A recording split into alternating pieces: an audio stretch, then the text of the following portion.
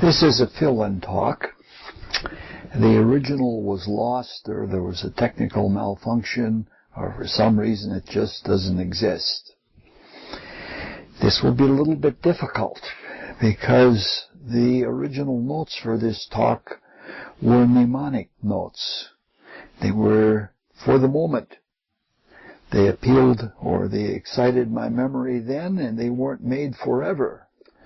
And this talk is done quite a few years after the original.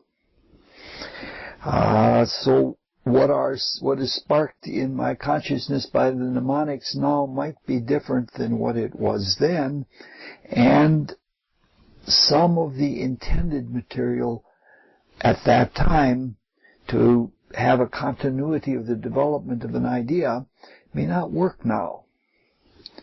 Fortunately, this talk is mostly epicycles. It is not so much on the main theme itself that is developed through all of these talks, the main theme being myths of triangles as a means to understand the threefold spirit. So this will be things working toward the main theme, but not necessarily a lot on the main theme. Now, in these talks about myths of triangles, the first myth that we studied was the myth of Oedipus. And that was the case of the son doing away with the father and uniting with the mother. In this series or sub-series of talks, we're talking about the myth of Isis, Osiris, and Horus. And we are using the version by Plutarch. Plutarch was a man who was an initiate in several mystery schools, including the mysteries of Isis and Osiris. He is also a man that at the time that this talk was written, or that this myth was written down by him, he held the chair of Plato at the Academy. Now, the last talk preceding this had a lot of triangle mathematics in it, more than most people might care for. This won't be like that at all. This talk has a lot of variety, maybe more variety than there is coherence. When we left off in the talk previous to this, Osiris had been encapsulated in a tailor-made casket, which was then sealed with lead. And the casket was thrown into the Nile River, and it floated to the sea. And it floated to the sea in what since then has been called by the Egyptians the Tannetic mouth of the Nile. So in the story, when this has happened, the first to notice the passion or unction of Osiris were the nature spirits, the satyrs and the pans. And they made all sorts of disturbing utterances at the loss of him. Hence, to this day, associated with fear or being disturbed, we have the word panic. It's like sudden disturbances cause a panic. It was sort of like a shock wave that rippled through the spiritual worlds of our creation. Now, in this, the word passion is significant, because passion was a technical word or a code word that was used to describe the work and the tone of the mystery dramas, because they were indeed passion plays. Just as in our time, the crucifixion dramas, in which people vicariously go through the experience of Christ's crucifixion, are called passion plays. The dramas of the mystery schools were cosmic psychodramas. And it was the work of those psychodramas to transform the participants that they could be initiated into the inner world mysteries. Now, all magical work requires intense feeling. Intense feeling within a composed consciousness. If there is no feeling, there is no transformation. There is no magic. If there is no composure, there is terrible destruction. There is a straining quality about it. If there's no composure, a person strains and they do harm to themselves and to the world around them. It has to be passion. Now, the deeper work requires deeper passion, as almost like the extreme unction of death. Because the thing that lifts us out of our body, that is described very clearly in the Rosicrucian cosmoconception, is an extreme action or unction or feeling or passion arising from the great vortex, which in the physical body is in three-dimensional space near the liver. And the leaving of the body is called the little death. Now, for a few little side trips, Pan is the Greek name. And the city of Pan was called Chemis, but the Greeks called it Panopolis. And the Egyptian name Chemis comes from Achamen, which means oarsman, or the oarsman of the underworld. Now, it's important to know that the different cities of ancient Egypt were all given spiritual designations. In fact, the whole country of Egypt was divided up in a map that was a spiritual map that was a map as much of the inner worlds as it was of the outer world. And each city had a collection of gods that it's sort of like it would be like an astrological pattern of gods. And some of the cities had as many as 12 gods. The gods were together in what is called a pout. And Panopolis, or Chemis, had a 12 pout. And Chemis is where our word chemistry comes from, where our word alchemy comes from. Alchemy means the science of Egypt, or the science of Chemis. And that was the science of transformation. And transformation is brought about, if it is a transformation of things in the chemical subdivision of the physical world, that transformation is brought about by nature spirits. So what we're talking about here is that everything is tied together. The nature spirits, the Pan, the panic, all of that is together. Now what happens is, when there is a transformation, there is a great investment of energy, and there is a great release of energy. And when the energy is released, only the dregs are left behind. So there are enormous releases of energy that take place in an initiation, which is one of the ultimate transformations.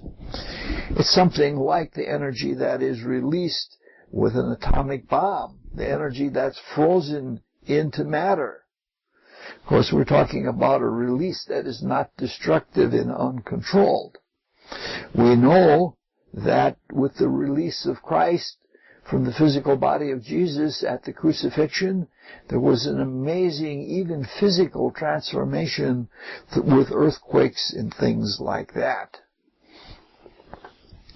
Anytime there is a release from an unnatural restraint, there is great energy that is set free. The soul power is set in motion. But even in such a little thing as a person going insane or seemingly insane, there is no longer ego restraint, and a very tiny little person, it takes 6 or 7 people to subdue them and get them in a straitjacket. That's the kind of energy that's released. Now, at this point, the action in the story shifts quite radically, and it shifts in the emphasis of characters. The early part of the story the emphasis was on Osiris, and to some extent on his brother Typhon. At this point, the emphasis shifts very much to Isis and somewhat to Typhon. So this is sort of like a passing of the eye. If you remember the Greek 3 sisters that formed a triangle, they had one eye between them. They were called the Gray. And they had one eye between them, and they passed it from one to the next to the next. And so now the focus of attention or consciousness is being passed from Osiris, who is, at least as the world seems, dead, and is missing, and now the whole energy or the whole interest is transferred to Isis. And at the same time, a new motif dominates the story. And that motif is a motif of wandering and searching. Iris goes searching for the body of her husband. Now, this is quite common to mystery myths. To this day, we ourselves call ourselves searchers. And we remember when we looked at the myth of Demeter a few years ago, when we were looking at myths of the mystery schools, Demeter went searching for her daughter Persephone. So we're searching for something that has been lost, the consciousness that we had in Eden, that kind of consciousness, we're looking for it. We want to reconnect with the spirit, and we want to come back to life, and we want to be released from the constraints of our physical life here. So back at the story,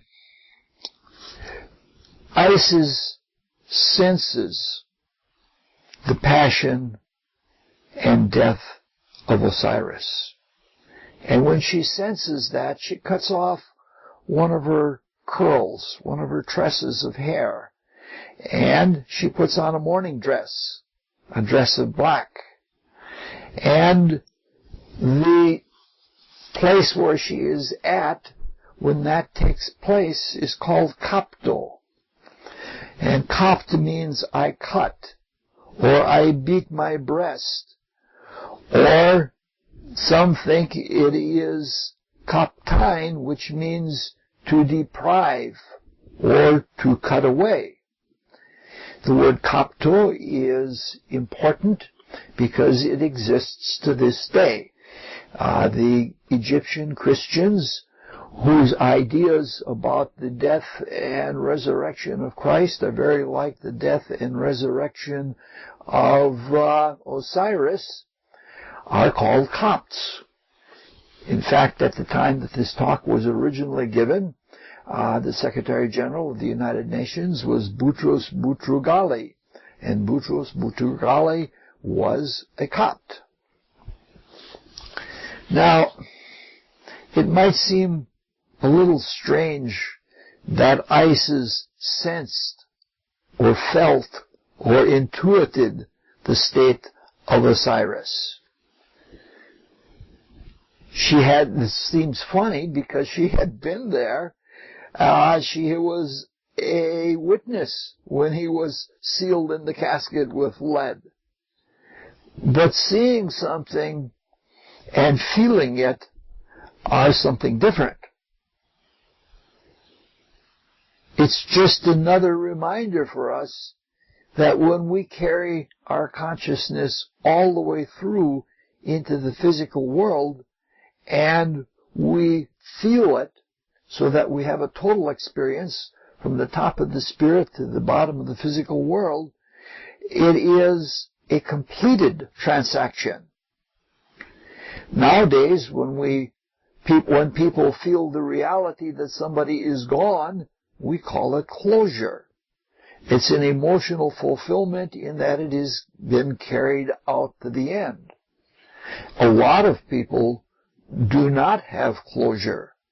They do not follow through with their feelings. They don't want to feel things, and so they hold back and they restrain themselves, and so they lack that kind of closure.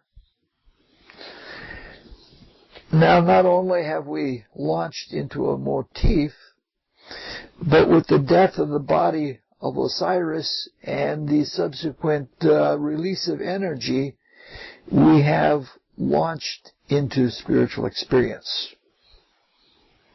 Spiritual experiences can be overwhelming. Overwhelming because our consciousness now is so material and the spiritual experience is so unlimited. When one has even just an idea, it's like throwing a stone in the water. The rings go out in all directions. There are so many points of view and so much information that it takes a long time to process and think out the things that have happened in the spiritual experience. And since this is a myth, that in one way of looking at it, it is an initiation myth, the myth is like that itself, so that it can be interpreted at various different levels and from various different points of view. Now, just for a few seconds, or maybe a few minutes, we'll look at a few related kinds of interpretations, but they are all different from each other. Some of them are on deeper levels and some of them not so deep. We can't possibly carry all of these levels of interpretation all the way through the myth because it would take many, many, many lectures to do that. Probably the highest level that this can be interpreted at is at a transcendental, a spiritual level that is beyond any kind of concretion. In that, Isis is the divine feminine, the life spirit. And the cutting of the lock is the shucking off of an imagination, an excretion from a total truth to some kind of principle, some kind of idea. And the most significant of those ideas is the human spirit. So you can say that there is a birth of selfhood in the cutting off of the lock. The death of Osiris already means that the divine spirit, the Father, is in the life of the life spirit. As Christ says, to know the Father is to know me. And from that it's like the will is being set into life in the pure imagination of the life spirit, and it is seeking without. And the life spirit is the pure imagination. It doesn't have any imaginings itself. The imaginings are like without it, which is also within it, but that's another matter. So it is imagination without imaginings. So the selfness of the life spirit cuts off self. And the self, which is in the macrocosm defined by the Holy Spirit, it's defined or described very clearly as a whirlpool. a whirlpool of fire by night and a whirlpool cloud by day. So when we're talking about the birth of the self, we're talking about like cutting off a spinning. These are just images to get the idea, but we're talking about the cutting off of a spinning spiral focus of being within the life spirit. Now another level that this can be looked at is a sidereal level, that is, in the stars. In this case, Isis represents the Virgo Virgin. South of the Virgin in the heavens is the receptive cup. It is the cup of sacrifice. It's called Crater. North of Virgo is a constellation that is called Coma Berenices, and it is a lock of golden hair. And Virgo is a sign of purity and of service. The golden hair of Coma Berenices is in an area that is associated with the trestle board of the Masons. And the trestle board of the Masons is something like a display board that we use in giving lectures or something like that. And on it, one of the things that is there is a lock of hair. So we see that this is a very, very Masonic myth as well. The cloak of mourning is the night sky. It's dark, it's black, and the story that we're looking at is the story of the creation, or in the small sense, the creation relived in initiation, and we can locate where we are at in the story by looking at these symbols where they are in heaven. Now, another way we can look at this myth is in an outer physical way. It's very common. It's the most common probably with this myth. Isis is seen in such a case as Mother Nature. And Mother Nature loses life. She loses the embrace of her lover Osiris. And he's the invisible giver of life. She sheds her hair in the same way that plants shed their forms of life in fall, and she puts on a cloak of mourning, the cloak in this case being frost, and everything becomes dark and brown and filled with death. We remember that in a similar fashion, the myth of Demeter and Persephone could very much also be seen as a nature myth. This is an autumn myth because Virgo leading to Libra is what happened that when the sun passes from Virgo to Libra, it is the time of autumn. Now, another way we can look at this myth is in an astrological sense. And if we do that, the moon is Isis.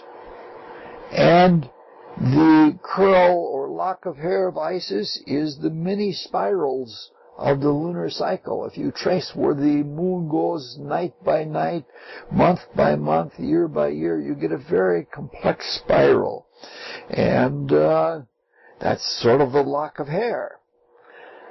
Now, after Osiris, in this case, which would be the sun, has spent his life filling up the moon, he is dead, so to speak, as the major active member of that cycle. And in the final 14 days of the lunation cycle, Isis, the moon, shaves her hair. The same light that was given to her by Osiris, she shaves and cuts off in mourning and returns and reunites with her husband. We can't go into that because it would be too far afield to do much of that. Yet another way of looking at the same myth is Isis is sort of like the world soul of everything. And it permeates the thought and the desire and the etheric realms in the macrocosm or microcosm, depending which way you're looking at it. And the wandering journey is the focus of the world soul as it goes through the wandering path of evolution. Part 2, the Rosicrucian cosmoconception, shows many such spirals and a very wandering path. The morning is a true morning, because whether it is the macrocosmic soul or the microcosmic soul, once it has given itself to the world, to some extent it loses contact with the creative universal spirit. And when that takes place, we are lonely. We're looking for that which was lost, that which can bring us back to life. And so with this kind of interpretation, we get the feeling that all mystery students get, and that is a feeling that we're pilgrims, that we're in this world, we're not really part of it, and we're longing for union with something higher, something that is within and behind the world that we see. Now, all of these different interpretations are similar, though they're on various different levels, and they look at things from their various different points of view, but altogether they give a very rich understanding of what we're passing through, and they give a rich understanding of the story itself. This is the quality of mythology and of Scripture.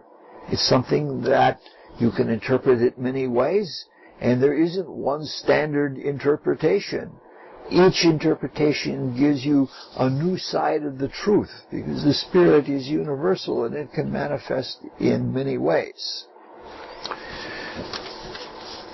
Back on some of the details of the story that we have gone into, we look at the cutting or the beating of the breast or the deprivation. That is also in itself of multiple meaning. And it spans all the way from the deprivation of water, of the Nile, and the fall, all the way to the death of the god that is or goddess in the union that makes this all possible. When we looked at that transcendental level, Osiris died in union with Isis so that Isis could bring to life the world and all of the beings within the world. So in the sidereal tie-in, Virgo and Crater are in an area of the heavens that has the prow of the ship, which is called the Argo. They're all together in the same part of the heavens. In the Christian mystical sense, the panic represents the urgency of our quest. From the shout of the bow of that boat of Argo, it's a big part of mythology that the great god, somebody called out that the great god Pan is dead, in the same way that Iris is dead, in the same way that the life spirit in Christ is dead and suffocating in the casket of the earth. Only we can resurrect it, and the only way that we can resurrect it is by our life. By raising the earth for ourselves, by raising through Christ, is what our work is. On one level, this work is done every year. The Christ, who is our ideal, is encased in the earth every year. And every year it rises out of the earth, and with it it brings the life that restores everything in the earth. So we're talking about something here again that has many different meanings. Now, one way, in panic, one word is broken up. In the beginning was the Word. It was one thing, and all things were made by it. So as the Spirit comes into matter and is encased in matter and experiences the death of matter so that it can resurrect not only itself but bring new things to life, that word is broken up. It is shattered into fragments, broken language. And that is what in the ancient Greek mysteries was called distribution from unity. So the word kapitan, or kaptain, which means deprivation, is a voluntary renunciation. It is a voluntary mourning that cleanses the soul in a kind of soul purification, which in the Greek mystery schools, we've talked about it quite a bit in these different myth stories, was called telete. We in the Rosicrucian school try to purge the soul through retrospection. We do have harsh experiences, they're necessary, and when we experience them in full, we are cleansed. All right, let's go back to the story for a little bit. They say that when Isis went out wandering, looking every which way, she looked for someone who knew which direction Osiris was taken when he was put into the Nile River, the casket. And she asks almost each person that she meets. She accosts him and says, "Do you know where my husband is?" This is pretty much our state. We wander aimlessly at first because we don't know where we're going. We're in a materialistic chaos in which truth is a very hard thing to find, especially spiritual truth. And we look for people, and in effect we're asking, do you know where is the living truth? Even when we are in a state of soul mourning, and we see the urgency or the passion of our situation, there seems to be almost no one who truly does know the way. In fact, we go through the valley of the shadow of death in ourselves. We're thrown back on ourselves, and we have to rely on ourselves. However, there are some that are innocent of materialistic attachment. And they are innocent of being completely blind. And they can speak the truth, and they can do it without personal or material intent. So what happens is, in the story, is Isis asks children about the chest. And they happen to have seen it. And they showed her by what mouth of the Nile the friends of Typhon had let the vessel go into the sea. We're talking about the delta of the Nile here, and it's very much like the bayous in the delta of the Mississippi River, where there are different mouths of the river, maybe one main one, but many others. Now, because of this, Plutarch tells us that the Egyptians of his time believed that children had prophetic power, and that the Egyptians, when they want to do divination, do it from the sounds of the voices of children when they're playing, especially if the children are playing in holy places and shouting about anything and everything as they're playing their games. Now, while it is true that innocence and lack of egoism when working in the macrocosmic mind and desire body, that because the children have not developed an ego nature yet. So they function from the macrocosmic desire body, from macrocosmic mind, and they have access to more universal knowledge. Where it comes through their childlike consciousness, and we have a statement that says, out of the mouth of babes, which means to say that children often speak very, very great truths, which in adulthood are lost to them. That's what Plutarch is saying here, but he's saying also something much, much more.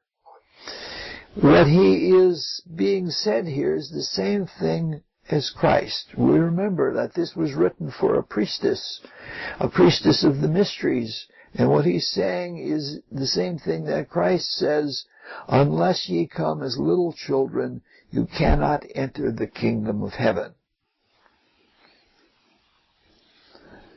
Now, this is something that's common to peoples all over the world. For example, some Australian Aborigines believe absolute honesty and absolute truthfulness, which are two different things, are necessary for telepathy. Unless you are true to yourself, you can't tune yourself or put yourself at a pitch of consciousness that you can either send or receive from someone else telepathically. The same thing is true for the prophetic nature of children. They see things and they value things differently. Children do not like lies. It confuses them. It harms them. I can remember from my own childhood, we had little sayings that we'd say, liar, liar, pants on fire, because we didn't like that. That was a big thing. That was something worse than fighting. However, it isn't clear whether the telepathy is a cause or a consequence of innocence. It's probably both. Innocence leads to telepathy, and telepathy leads to innocence because it disarms us and, in a way, purges us of egoism. So, until sometime just before puberty, the energy in the aura and the energy in the nucleus, in the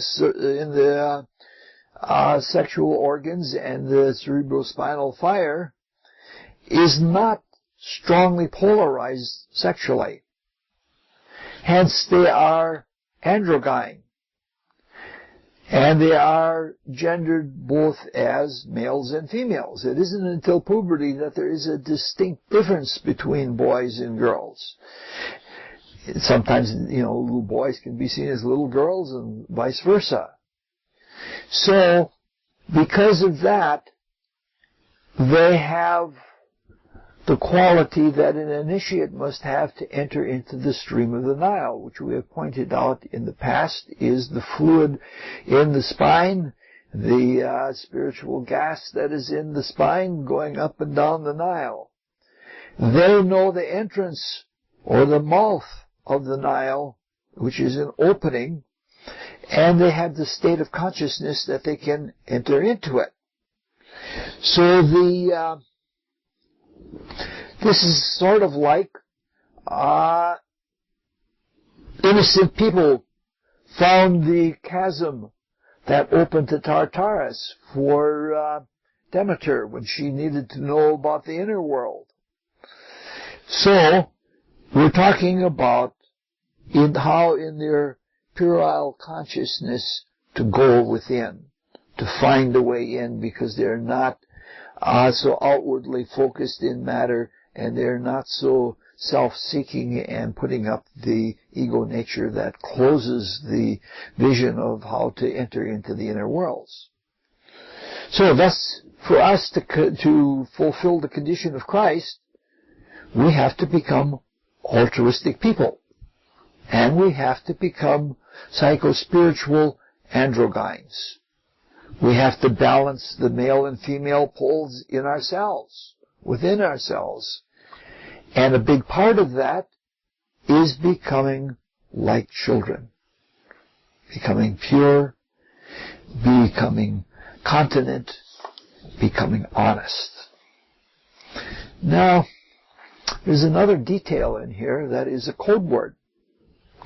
The term vessel is a technical term from the Pythagoreans. And the Pythagoreans were Orphics, just as the Platonists, like Plutarch, were Orphics.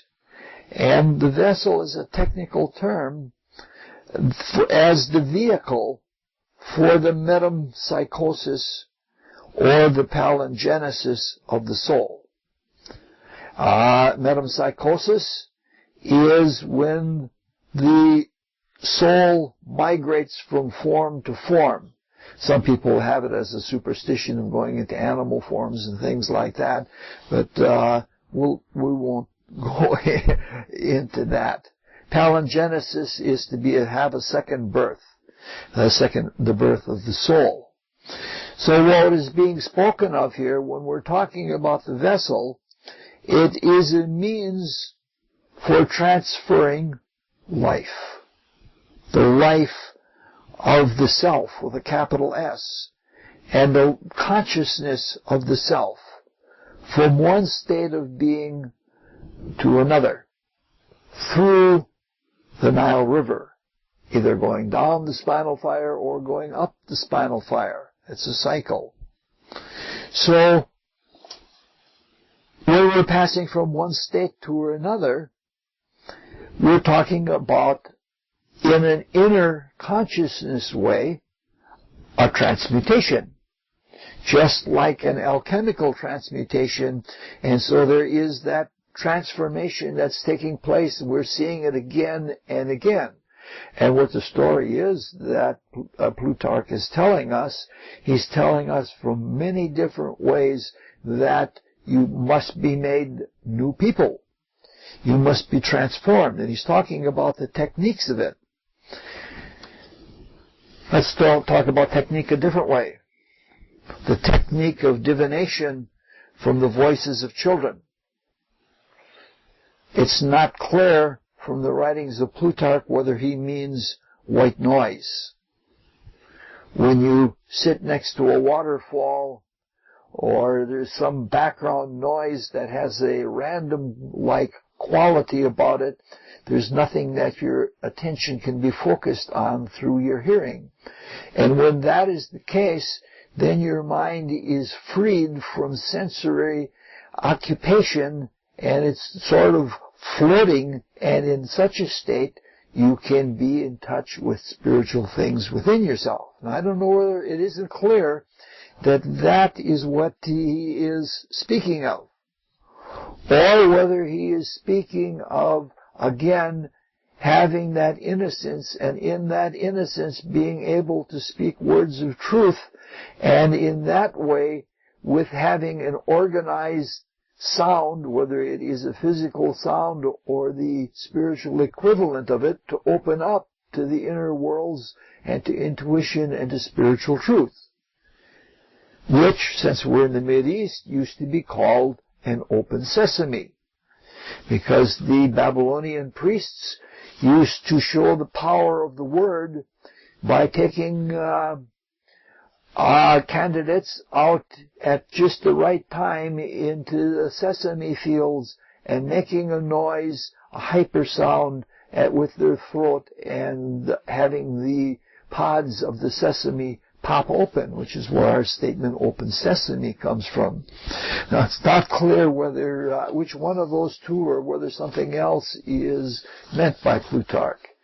As much as possible, we like to stay with the intent of Plutarch and not just run too far afield with our thoughts. We are giving modern interpretations because we're modern people, and we can't go completely with the ancient things unless they happen to be more timeless things. All right, what happens now in the telling of the story is something that is a little bit shocking. Plutarch throws in casually in a nonchalant way, he mentions that Isis was aware that Osiris, in ignorance, had fallen in love with Nephthys, their sister, and had united with her, and had left her with a honey clover coronet, or a wreath. She immediately, in the middle of her searchings, sought after the offspring or the issue of that union, which Nephthys had exposed to the elements, because she was afraid of her husband, who was also her brother and the brother of Isis and Osiris. She was afraid of him, and so she exposed the offspring so that it could fend for itself and she didn't have to kill it. It took a lot of toil and trouble, and it took days to find it. But when she had found it, Isis reared it, and it became her guardian. It wasn't a god, or it was sort of a god. It was her follower. It was an animal. It was called Anubis, which was something of a dog god. At the same time, a dog and a god. It was the guardian of the gods, and it was a guard dog for humans. Usually when it is pictured, if you find pictures from ancient Greece, it's pictured as an Egyptian mastiff.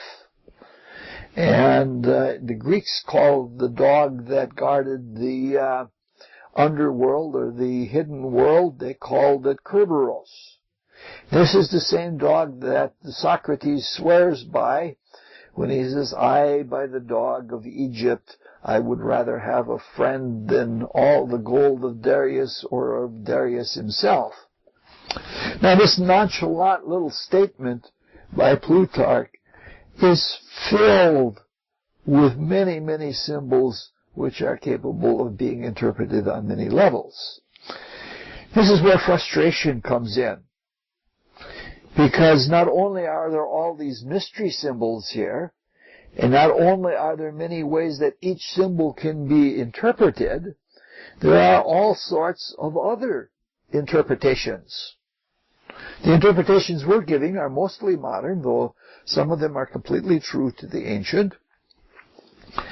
But beside the ones that are from the mystery schools, there are all forms of interpretations of the story. Everything from high spiritual interpretations by the Pythagoreans and Platonists, right down to the interpretations by skeptics and atheists. What happens here in the Plutarch version is that Plutarch spends many, many pages discussing each of these theories. He spends much more time discussing these theories than he does with the story itself. And it's clear when he does this is he's trying to teach inner world meanings, but he's also trying to teach how to philosophize. He's not just telling a story. He's trying to do the same thing we're trying to do, but probably with more success. So he elucidates each of these stories, and he interjects all sorts of mystery wisdom along the way, and it's fascinating. And he draws things out of all of them, even the atheistic point of view. And some of the things that he draws out are just lovely little nuggets. When I set out to do this the series of talks on Isis and Osiris, it's the second time I've approached that myth. First time we just looked at it many years ago as a mystery myth. This time I wanted to cover all of that material, but I realized very quickly that there is too much of it. Perhaps someday again I'll come back to the myth and be able to do a more thorough job of it. This one is more thorough than the first time, but, there are some things that are worth coming back to again and again, and if it's involved with a myth of Trinity, and if it's involved with initiation, it's worth coming back to. Alright. As things stand at this point, there are probably only a couple talks after this one. One will have a few cultural divertimenti, and another one will have the general philosophical statement, and pretty soon the year for these talks will have ended, and that'll be as much as can be done. Anyway, one of the interpretations that Plutarch covers is from nature lore, and I'll mention it because it's very pretty. In this view, Osiris is the river Nile, is the source of life, and Isis is the banks. And Osiris being in Isis in a physical way is pretty graphic. Occasionally, in ignorance, Osiris jumps the banks. That is when Isis keeps tight rein on him, but occasionally he breaks free from that. And when he does that, when he breaks from the banks of the Nile, he sometimes goes very far away into the red soil. And then the red soil is the soil of his brother Typhon. Sometimes he goes as far as the black soil, and the black soil is the soil of Nephthys. And he unites with Nephthys in ignorance. And ignorance means lack of discipline. It's like saying that the spiritual stream in the spine that Osiris means, if that is not directed with control, or with knowledge, or with discipline, it becomes a reckless force. And you're then acting in ignorance, and you're not acting with wisdom. That's where the word ignorance is used there. When he does reach as far as the soil, the black soil that is Nephthys, with his fertilizing power, he fertilizes the seeds that are there. And as he leaves, this is a beautiful image, as he leaves, behind his leaving, flowers come up. And the flowers, because the recess from the Nile is not even, but it's curved. And the various different curves, and they look like arcs of flowers. They look like coronets, just as the myth says. It's a very lovely image. Now, we can even look at this image sidereally. Nephthys is Libra.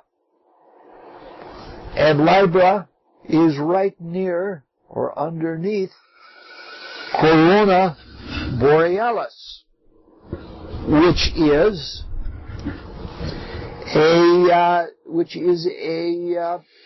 the northern crown. I have to break at this point because undue noise is entering in, and I have to find another location.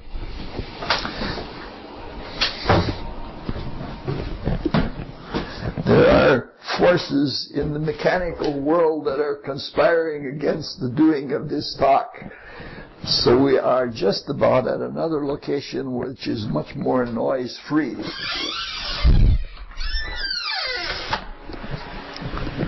See, there are even sound effects this time. All right. So we see that Nephthys is associated with Libra. And right above Libra is Corona Borealis, the northern crown. And it is the honey clover crown. The name for it in Greek is melilote. And it's not clear what plant it is. The interpreter, who was a magnificent interpreter, who was an associate of Madame Blavatsky, is the great G.R.S. Mead. And he did a wonderful job with this, but Mead, in his point of view, thought it was the honey lotus. And he associates it with the lotus, and he's very influenced by Eastern thinking. I have my own notion about it. I think it's mistletoe. I think it is the honey-colored golden bough that mistletoe was. And it sticks with the theme. Now, in the sidereal view, Virgo is next to Libra. Isis is next to Nephthys. And Virgo is like an angel. And that angel, when the sun is in Virgo, that angel is taking the sun into the winter months, into the underworld, into the world of death, the winter skies. And in this view, Virgo carries the golden bough, which is from a certain tree. You get a little branch of gold, and you carry it, and you give it to the keeper of the underworld, the ferryman, the boatman. Again, this comes back to the boatman in those Egyptian words that we spoke of just a few minutes ago. And so she leads the hero into the underworld, and so this is a tragic, death-like story, going into the valley of the shadow of death. Now, when the candidate has taken a vow of love, which every initiate must take, one seeks the love and the truth and the light that is behind the law, and not the law itself.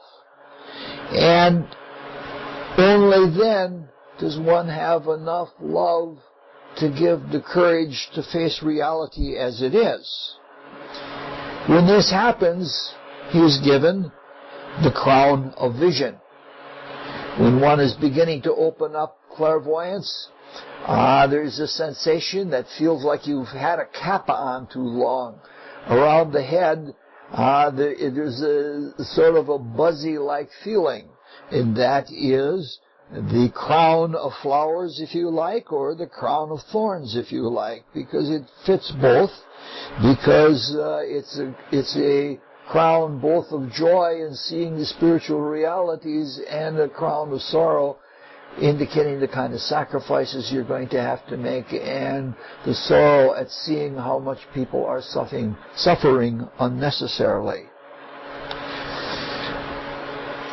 Now, it's interesting that the offspring is Anubis, the guard dog, and he is the guard dog of the realm of the dead. Now, it doesn't agree perfectly with sidereal theories, but it is classical, and it is consistent mythologically and spiritually with the stories of initiation. And that's what counts, because we don't know how many different kinds of interpretations this has gone through on the way. The ignorance referred to as the ignorance of Osiris when he leaves Isis and to unite with Nephthys is unconscious activity of the spirit. We remember that all the worlds around us, which to some extent are dead, and they're dead because they have never been brought to life before. This is a creation. It is new life that is being made. The spirit invests itself in matter by a reflective projection. And that spirit, as it lies in matter that is not yet completely awakened, we're part of it, we're not completely awakened, is something like an instinct. It's an instinct that will become wisdom. So it's a becoming kind of wisdom. So the exposure of Anubis, when the spirit has gone afield into the matter, refers to being placed in our consciousness into external nature. We're put into the without. We have our walkabout, that we have to walk about here and gain the experience that we need. Now, Nephthys would then be the earthy world, and Anubis would be our carnal, animal soul nature. It guards us, it takes care of us in the inner worlds, but it also guards us from going back into the spiritual worlds. We have to get past the objectification of all our unredeemed evil deeds that we have done in order to have that childlike purity and innocence to pass back into the inner worlds.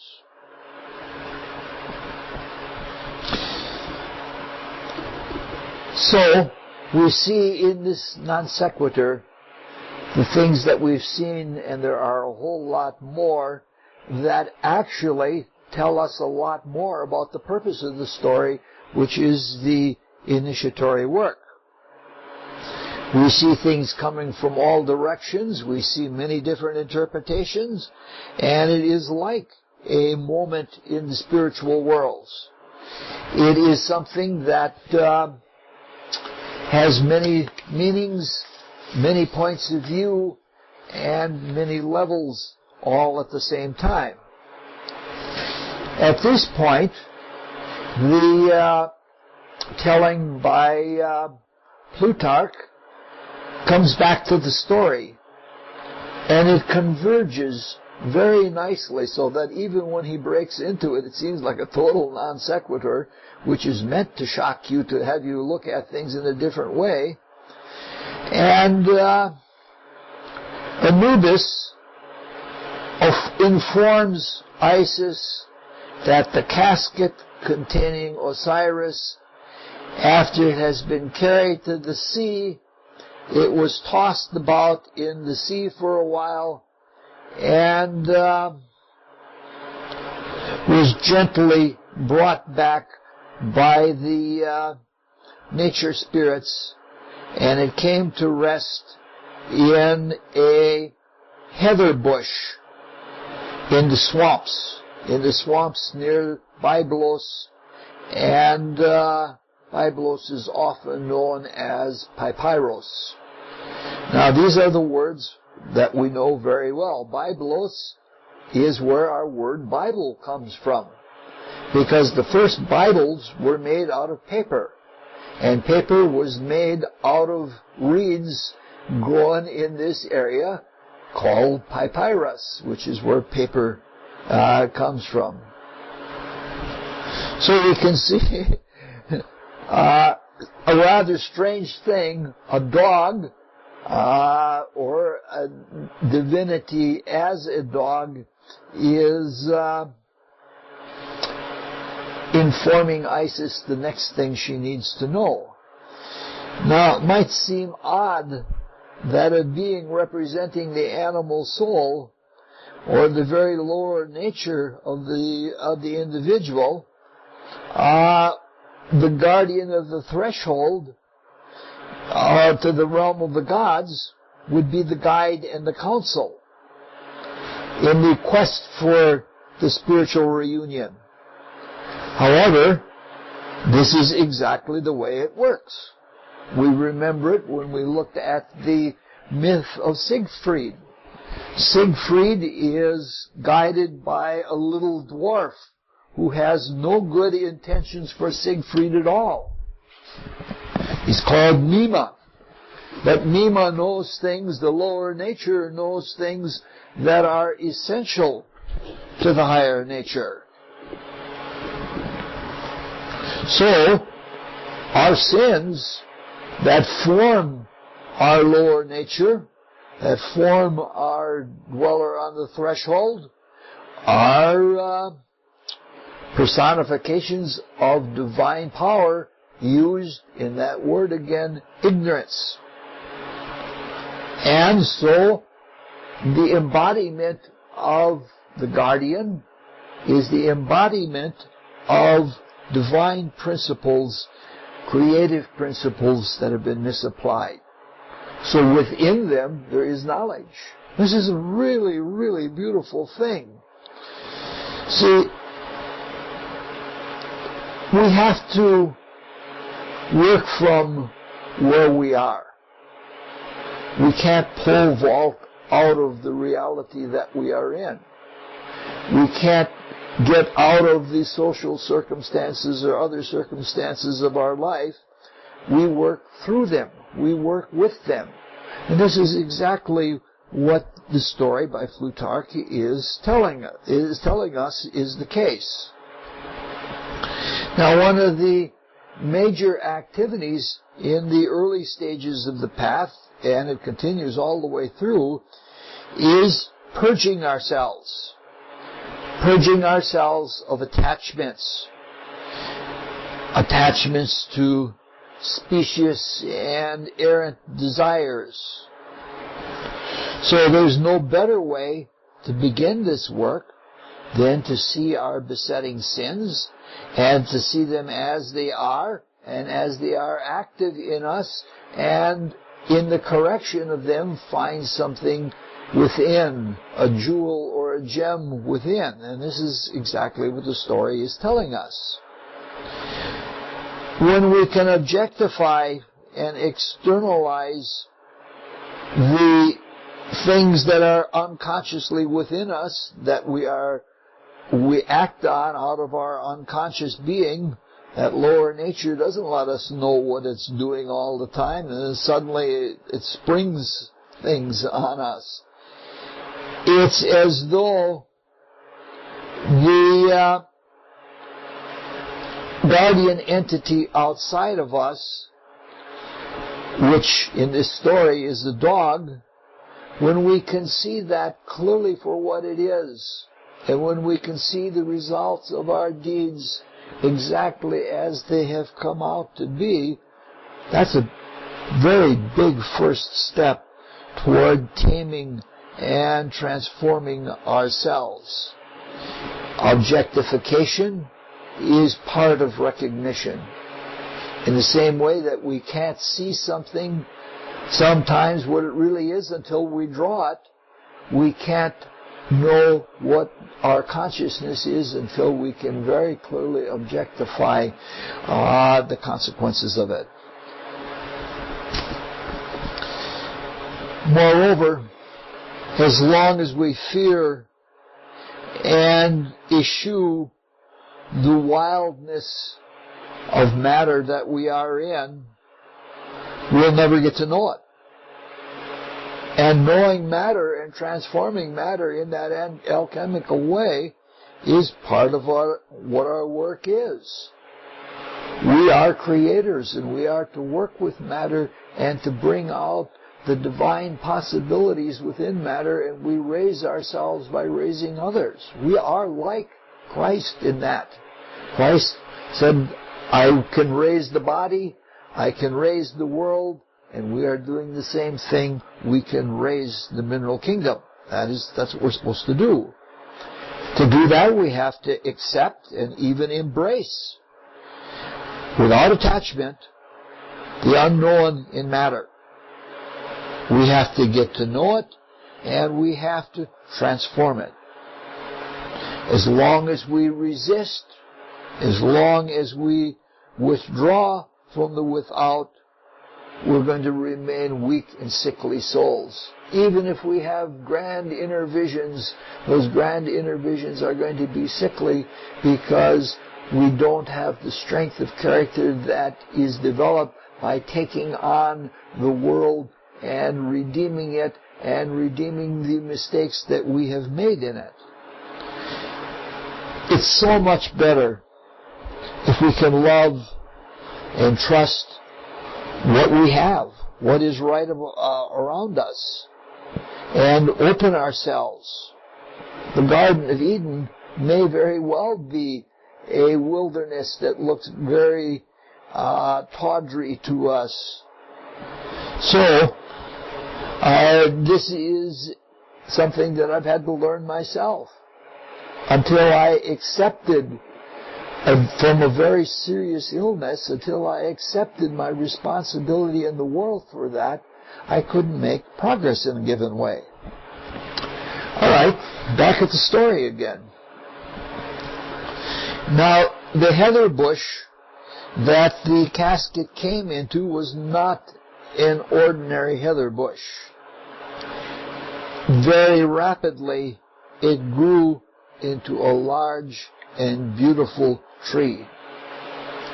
And it grew so rapidly that it grew around the casket, and the casket was right within the tree. It was hidden within it. And then there was a local king in this area, and he saw this tree and he marveled at it. And he said, I have to have it. So he cut off all of the branches, and he never discovered the coffin inside, even though he rounded it so that it could become a pillar, and he used it as a pillar in his palace. This story has just so many beautiful things in it. It's just a treasure trove of all kinds of mystery symbols. Now, Mead, our translator, seems to think that the word heather is a play on the word quiver, because in that language there is a sort of vibration, and that the heather tree represents a vibration. It's a vibrating bush rather than a burning bush, like the burning bush that Moses saw. And in doing that, the image is very, very much enhanced.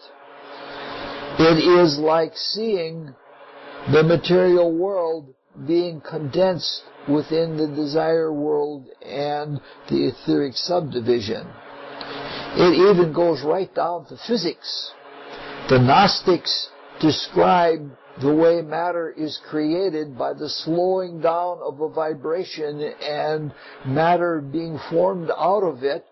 The Gnostics describe that almost exactly like the physicists do in their description of how what they call the Higgs boson takes vibrations and makes mass out of them. So it's a very beautiful idea. And it has a lot of truth. Heather is quite a remarkable plant. I had an experience once with a hedge of Mexican heather. And that Mexican heather had an aura around it, so that on a hot day, I put my hand into the heather, and when I pulled it out, there was an aura of coolness around it. It was the aura of that heather plant. And, that same thing others have found. The heather that grows in Scotland, at one time the Picts knew how to make a beverage out of the heather, and when they drank it, they became invulnerable. It sort of made a shield, an etheric shield around them. And the people who succeeded the Picts wanted the secret for that.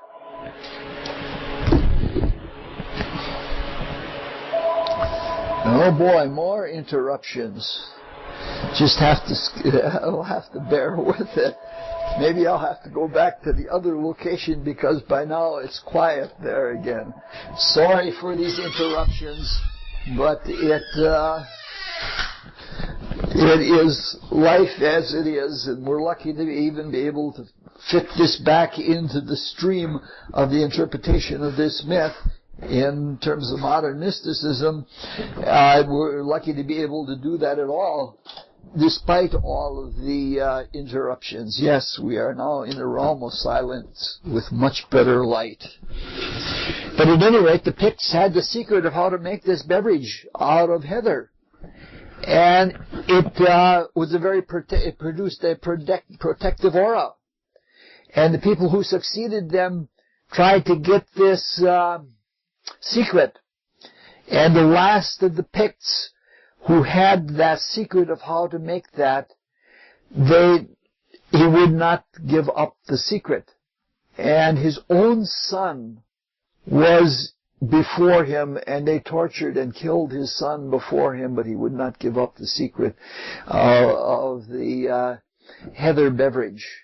I don't know. I don't know if that was a wise idea, but at any rate, these are people don't always make the best choices. In any case, we cast our bread on the waters, and if we are willing to go into the swamps of our lower nature and take root, we grow into something very marvelous. With our waking self-consciousness in the material world, we form an axis or a pole of existence, the spirit-matter pole. And this pole is part of the greater pole.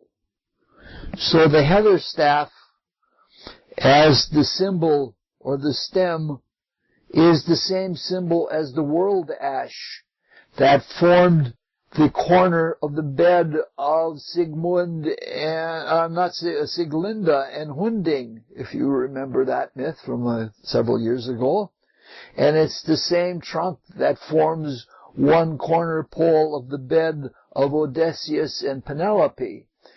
This is like saying that we rest in the pillar of the world, the spirit-matter pole.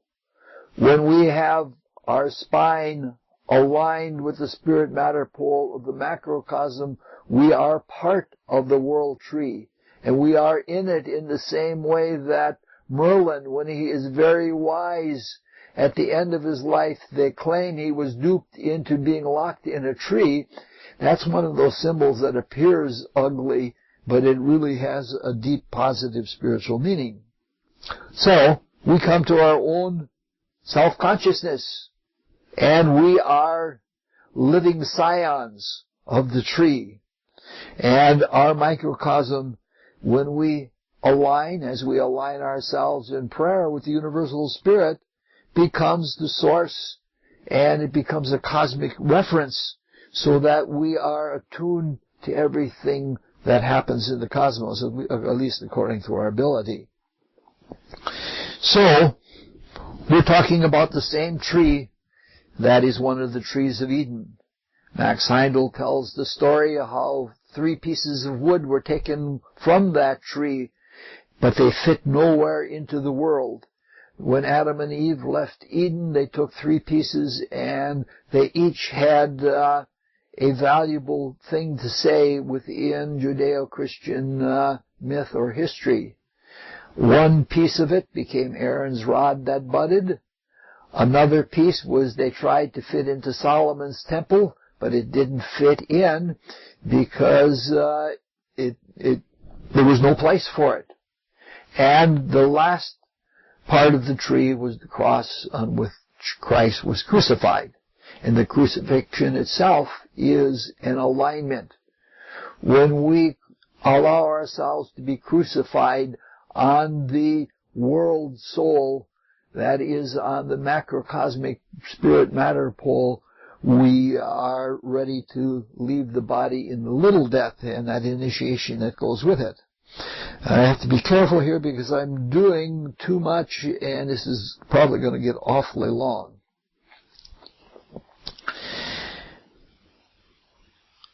All right. In our attachment to the establishment here in matter, it's no small thing. We have to participate in the work of the world, but we don't become attached to it. And we become part of the pillar of the world, but not of this physical world or of the worldly ways, but of things spiritually. Now, none of this contradicts either internally or externally as seeing the swamps at the base of the spine, out of where the tree grows. In fact, it fits very nicely into that interpretation of the symbolism. The River Nile, in that case, would be the spine and the spinal fluid flowing through it. And the swamp is the same swamp where, if we look in the heavens, the Stymphalian birds are. And the Stymphalian birds are the birds from the Stymphalian swamp. And they are in the same lune of constellations as Scorpio, which is where the sexual energy is seen on the zodiacal man. So all of this fits together extremely nice. And it's not inconsistent with the sidereal imagery of Scorpio, because from Scorpio things pass to Sagittarius, and there is a rising out of there. It's like the rising out of there is the drawing of the bow, which is something that was also done by both Odysseus and Rama and other people. But we're too far afield here. We need to get back to things. All right. If we take the sidereal imagery, the tree becomes the solstitial collier running from the southern gates to the northern gates. And following the sidereal imagery, the king represents the lord and the ruler of the dense material world. A sort of a Herod person, someone who keeps the world of forms, and that keeps the appearances. Saturn and Capricorn always keep the appearances if they can. The trimming and the rounding of the tree brings us back to one of those themes that comes again and again. It is the principle that the Greek mystery schools, especially the Orphics, refer to as telete. The trimming and pruning of the tree, which we do in retrospection. For the Greeks, it was a fig tree. For the Egyptians, it was a heather tree. We know it as the purgatorial and the assimilative part of spiritual work of initiation. The initiation itself is a concentrated replication of the life cycle. When we die, we see our lives backwards and we pass through purgatory into heaven. When we are initiated and leave our bodies, we see our lives backwards and we feel the consequences, both the purgatorial and the heavenly. So we purge ourselves from excess attachments and wasteful outpourings of energy, so that we are freed from attachment to the physical body. And as we said earlier, we release all of the energy that we have bound up in psychological complexes and in things that malform our bodies and things like that. So for us, the trimming of the tree and the rounding of it is telete, and it means retrospection. Now there's another side to this that we have never touched on before, and let's touch on it very briefly as we're closing here. It's important to note that the king of the world of forms does the pruning. It's true that retrospection, in that act, we confess to the divine, or we confess to Christ. In fact, in the cosmic conception, it's even called the forgiveness of sins. But it is the lower self, the lower personality, that both has to do and resists the work that has to be done. If we're sincere, if we have some zeal about our desire to grow spiritually, and we earnestly recognize our culpability in our sins, and if we feel it, we are cleansed. But there's a danger of excess, of being too zealous and beyond earnest. We may cut ourselves too deeply, and then we sever something that is necessary. Now, Max Heindel tells us very clearly the limits of retrospection. Though I know myself, no one who over-retrospects. Everybody I know does too little. This is why the trimming has to be done by the king of forms. The king that knows and keeps the forms that is of the world actually helps us as we are reforming ourselves. There is a principle in philosophy that is at the root of the philosophy of science. It's called Occam's razor. And the original statement of it was, it's called the law of parsimony also, 'tis vain to do more what can be done with less. 'Tis vain to do more what can be done with less.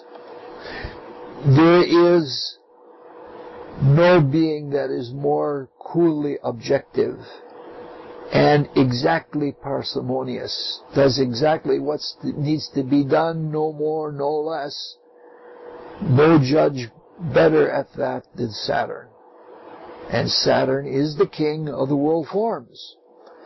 And Saturn is the lord of the southern gate. So we can see this all ties together really right. That the justice that we seek is right within the world of forms. And the forms themselves. It's an exact limit. It's exact like the laws of nature are exact. No excess, no deficiency. And that's right in the very nature of things. Things are built that way. Nature doesn't waste. Well, nature doesn't build something it doesn't need. It gives. A plant will give seeds to other animals, but a plant doesn't make more of itself than is good for it. If it does, it's called hypertrophy. That's how we kill weeds, is we spray with something that makes them grow beyond what they're supposed to grow, and they die from trying to grow too much. So, it's right in the nature of things. In our body, or in our desire body, there is an innate limit. And that limit is the principle on which the body is built. And it is that to which we should attune our purgative activities. Now the pillar was the tree was turned into a pillar. And a pillar is not an object that we find in nature. There are very few perfect forms in nature, and we can't find anything like that. The pillar is an artifice. It's something beyond nature. It is changing nature to reflect something more ideal. The rounding brings the trunk to the spiritual circular, and that approaches the ideal. From this, we can conclude that the product, the corner post of the divine nature, the human tabernacle, takes something from nature and forms it into something pointing toward the spiritual. It does this without affecting the essential to its growth in living. This is exactly what Christ says, and the Bible says, "He that overcometh, I shall make a pillar in my temple, and he shall go no more forth." When we have finished the product of telete, when we have taken away all of the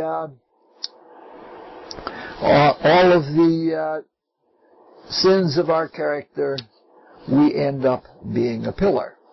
Now there are parts of this talk that have been missing, and that one of them is the tree. It was a tamarisk tree. Now, this is again one of those things that are speculated on. The tamarisk is very close to the heather tree in terms of evolution. And the tamarisk tree is a tree that is a source of mana. The mana bark from the tree of life. It's like saying that from this pillar, from the spirit matter pole, something comes to us that feeds us, fulfills us, and nourishes us.